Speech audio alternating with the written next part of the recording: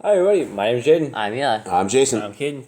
And we are YHWH in the Torah YouTube channel. And we almost got that in sync. I think we'll leave this in there because we gave this a good try. Thank you very much, everyone, for joining us. It is a first day on our Creator's calendar. It is a Sunday on the Babylonian calendar.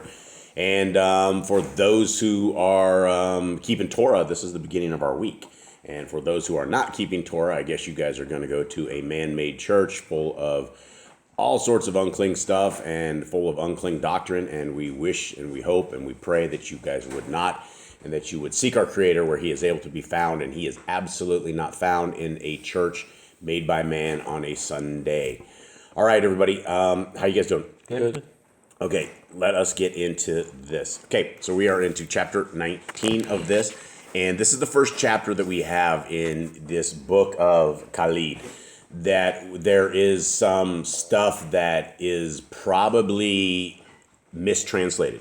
It goes against a lot of what we know, but it could very well be something Messiah said. And so it's a little bit later down in this, and so it has brackets around it. And so when we get to it, we definitely want to study it and look at it and see what it is and see if we can figure this out. All right, y'all ready? Yep. Okay, when YHWH spent the days in Jerusalem, the nights were spent on the slopes of Mount Olive, and the disciples built shelters close to a place where there was an olive press, or oil press. However, one day at eventide, YHWH went to the house of Shimon the Pure, where some women who were followers of his were living. Though the disciples were given food, little was said to them, for they being strangers, the people in the house were suspicious, and Shimon lay on a cushion across from YHWH. After they had eaten and were talking together, a woman came from a house nearby. She was veiled and carried an alabaster jar. Now this was Mary of Magdala, whose father had been a merchant, but he disowned her, for she had lived with a centurion serving in the army of Rome. When he returned to his lawful wife, Mary had kept herself by singing in the taverns of Galilee. All right, so we get a little bit more about Mary of Magdala. Yeah. We knew she was at some level kind of like a prostitute, but we didn't know that she lived with a centurion, anything like that, and we did not know that she was a tavern singer, which is you guys probably wouldn't understand what that exactly is, but that's one of those things that you're singing around the drunks, right? You're singing, you're hanging out with a lot of people who are there just to get sloshed and hammered, and so it's a rough environment, and so it just been very interesting, I suppose. 4. The woman unsealed the jar and poured a sweet scented oil over the head of YHWH, seeing which some of those present were indigent, saying, "What a waste! What this could have been sold for a lot of money, which would have benefited the poor." YHWH said, "Leave her alone. There is little point in being angry with her when all she has done is to honor me. You can help the poor whenever you like, but I will not be here much longer." Turning to Mary of Magdala, he said, "Why do you pay me this honor? For the cost to you must have been great."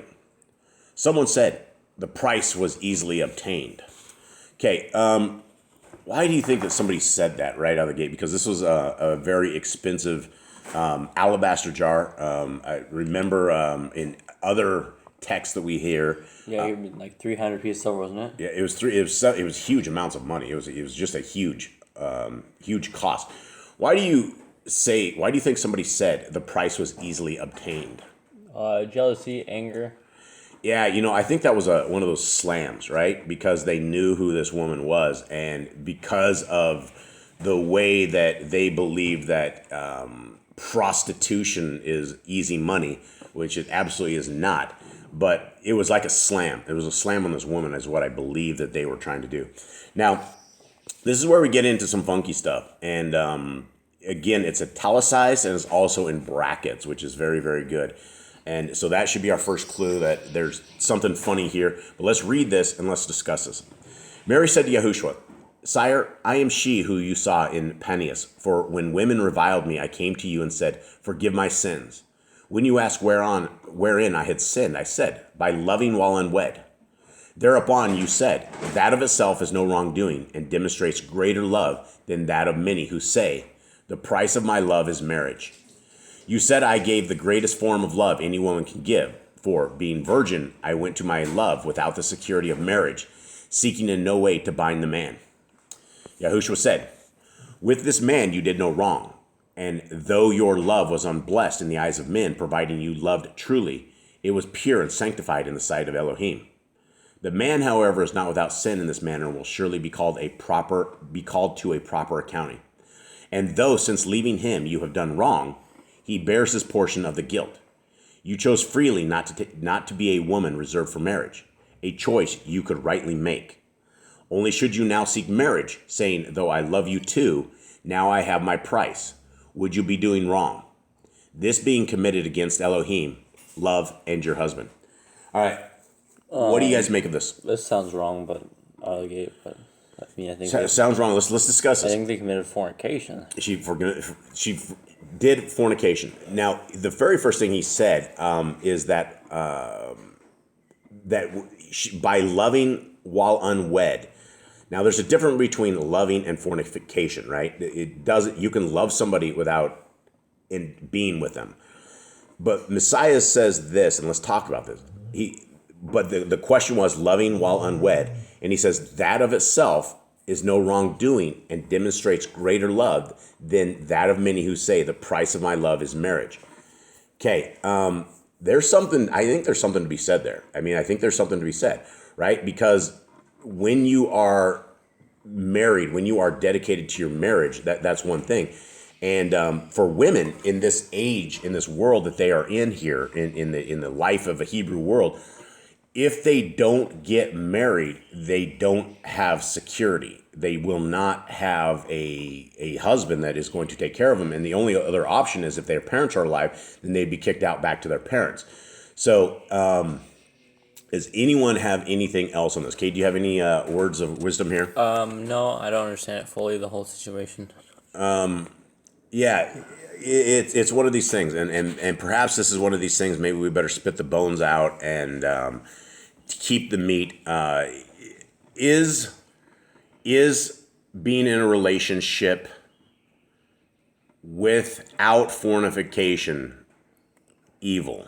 Is loving somebody without being in that? Is there a problem with loving somebody? No. Okay, because I mean a lot of times you won't. I guess in these kind of marriages, the whole world that we're in of dating isn't exactly biblical. There's actually no such thing. You didn't date. You went and you had a wife selected for you, and it's like you would fall in love later, and you see that with all our forefathers. Abraham, Isaac, and Jacob, all the way that they ended up with their wives, the way that it came with them. It wasn't like they had a chance to fall in love. And so the way that our Creator, I guess, would prefer that we are married is in a fashion such as that. So yeah, I don't have a ton to say on this as well, other than it isn't very much parentheses. And I don't want anybody to hear what we're saying and go, well, I should go love somebody and I should go fornicate with them or something of the sort, and Messiah says this or that. That's not the way of the Torah. The Torah is not this at all, right? You're meant for it's a one man, one woman kind of a thing. In the Hebrew life, in the world of that, multiple marriages are fine, and there's nothing, not multiple marriages, but multiple women within a man being the head of the house is what our Creator has set up. If you're outside of this, if you are in the dating scene, which is something that is not something that's holy, it's not something that's sanctified, because usually what's going to happen is, in the world that we are in, is dating is going to lead to fornication, it's going to lead to becoming unclean, it's going to become, you're going to ruin the chance that you have at your purity. And so you should never, ever, ever put yourself in any kind of a situation ever that you will lose your purity if that is where you are at. And, I don't, as far as dating goes, I don't think that I would even advise my kids right now, even at this point. My two kids are 19 years old. They've never been on a date in their life. They've never held the hand of another woman. or a woman other than mom. And, it's just, I wouldn't advise that you go out there because, I mean, to the world that we live in, it's one of those worlds that nobody waits for marriage. Nobody waits for any kind of thing like this. And our Creator will bring your spouse to you. Our Creator will find that one that you're supposed to be with. And it's very clear when you do find them that you will find that love and you will find that commitment. And so please don't take anything out of this that would go against our Creator's Torah, because that would put Boss Clan in a lot of trouble for going against that. So guys, please just be very careful that particular part. Verse 10, Mary said, "Sire, I have been a sinner, but have not sinned this last year, nor shall I again.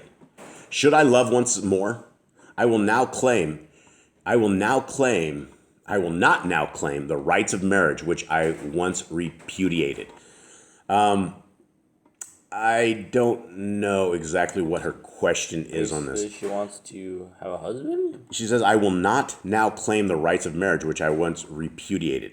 I don't even know what that word repudiated means. I'm pretty sure like hated or didn't want to do it, denied. Yeah, or something of that sort, right? And so YHWH said, "Love is a blending of spirits and not a union of flesh. Woe to those whose love compounds discord in the place where love is fulfilled. If these things confound you, read the books of wisdom." Okay, now I believe that we have figured out what the books of wisdom are, and I believe that the Torah is in the books of wisdom, or what you classify as books of wisdom. But we have a couple of books that are about wisdom. What books do we have, gentlemen? We have Chakma, we have Proverbs, and third one. Ecclesiasticus. Yeah, it's Sirach. And so we have those. If you look at them, there's a tremendous amount of stuff in there about them.